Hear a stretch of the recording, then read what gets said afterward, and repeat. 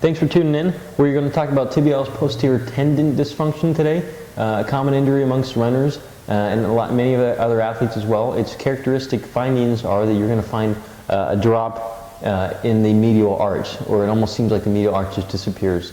Eventually, when it gets to that point, it is really hard to address, and I've been doing some research lately, and I don't see anything that I really like. It seems like some of the exercises do not take care of the actual arch collapse, but it does take care of symptoms. Some of the boots and orthotics out there claim to have some answers as well, but overall it seems like everybody's baffled by this problem. I'll give you an example of some of the stuff that I've found that might be useful to you and also educate you about what this problem is. What we're looking at with the posterior tibialis dysfunction, or posterior tibialis tendon dysfunction, is, so here we're going to look at this guy. So this is going to be the front side of his knee, this is going to be the inside part of his foot, outside big toe right there, okay? We are going to see this part, and I'll kind of twist his tibia around the way it shouldn't go, which would probably hurt him. This area right here, these tarsals seem to drop, and they come way down here, so you get a collapse and a pronation of the foot, which basically is going to look like the foot going like this. The tibialis posterior is a muscle way on the back side here, so this is where the gastrocnemius would be in the soleus and the big muscles of the calf. Just very deep in there is the tibialis posterior. Comes down this way and wraps around the medial malleolus, and it comes and it supports this part of the arch, and that's why it's so important.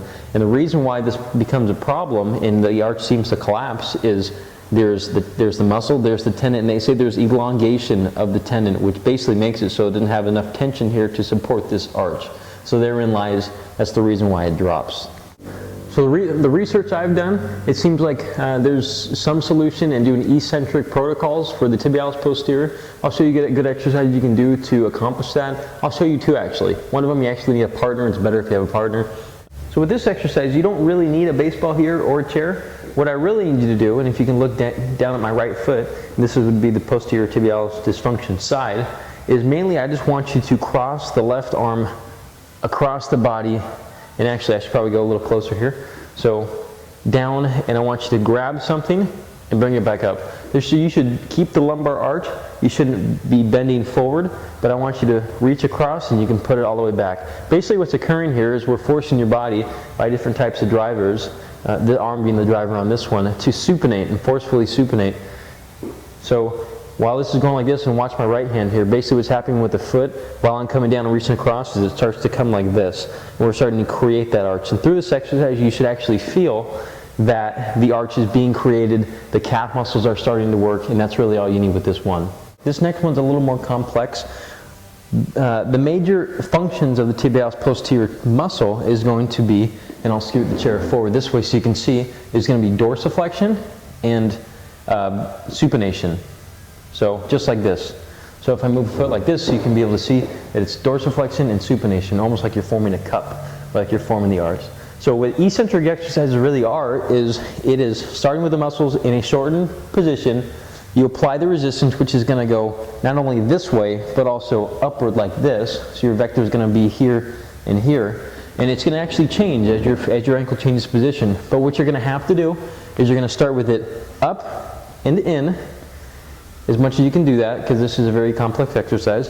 So you're going to have someone else grab from the side, or you can even push with your own hand, and you're going to push out and up. So I recommend pushing this way with this hand and pulling up with this one.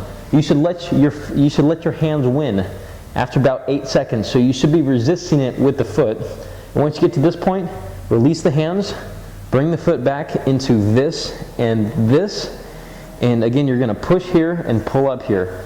And this is going to provide that eccentric resistance you're going to need for that posterior tibialis tendon. Try this in a couple sets. Try easy first, then go into a little harder. But this is what you're looking at with eccentric exercise.